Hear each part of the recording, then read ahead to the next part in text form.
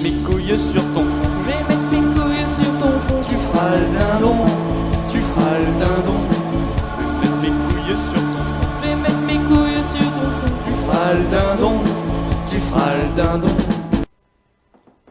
Madame et monsieur, bonsoir. Bienvenue dans ce petit moment culturel que la rédaction du JT Express m'a demandé de vous présenter. Alors, elle m'a demandé de vous parler d'un livre, c'est celui-ci, Lénine, sa vie, son œuvre, ma foi, ramasser le fireball. Moi, je vous le dis tout net, ces cocos, non seulement ils n'ont même pas su garder leur pays, leur territoire, mais en plus, ils nous ont fait chier avec de la littérature de bas étage, il faut bien le dire. Je vous en donne un exemple. Il parle des idées de Lénine, elles sont incarnées dans les travaux et l'activité du grand compagnon d'armes de Lénine, le fidèle continuateur de son œuvre, Staline.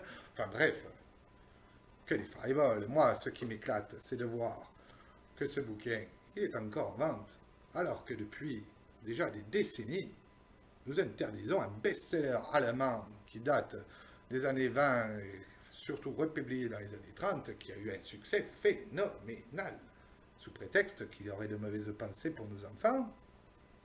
Et peu cher, nos enfants, à l'époque, ils l'ont appris par cœur. Hein.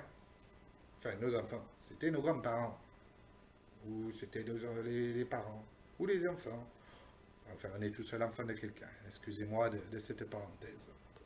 Non, mais il faut bien le dire, ces soucis de bouquins, tous gauchistes aussi, macabres que les autres sur l'universalisme, la solidarité entre les peuples et les nations, il faut à un moment donné être un minimum sérieux. Moi, je vous l'ai dit.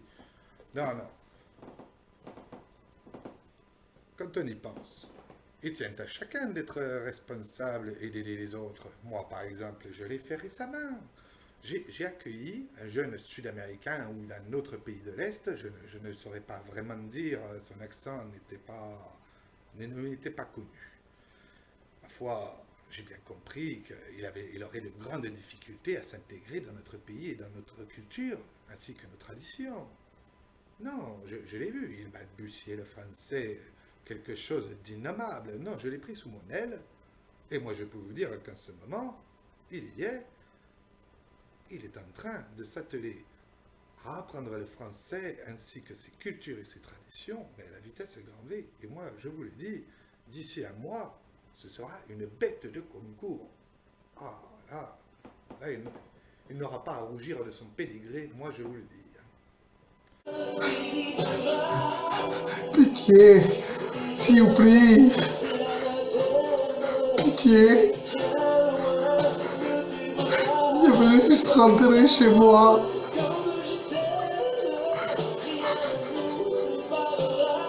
Je n'en peux plus. Pitié. Oui, peso.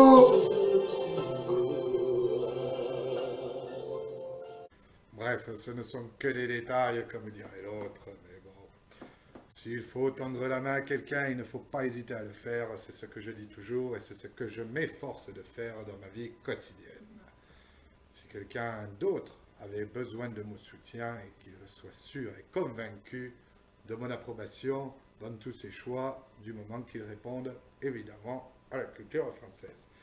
Culture dont nous en avons suffisamment parlé, mais qui part à volo, les brodequins de fer, les bûchers, la guillotine, tout ça c'est terminé. Il ne nous reste plus que la SNCF qui à un moment donné emmenait les gens jusque dans les pays de l'Est, mais maintenant qui s'arrête à la frontière allemande alors qu'à une certaine époque, elle se traversait allègrement. Bref, le moment de culture est terminé. Ma foi, j'espère qu'il sera renouvelé. Et puis en attendant, il ne me reste plus qu'à vous souhaiter une bonne soirée, à vous dire à bientôt. Et puis, portez-vous bien. Au revoir.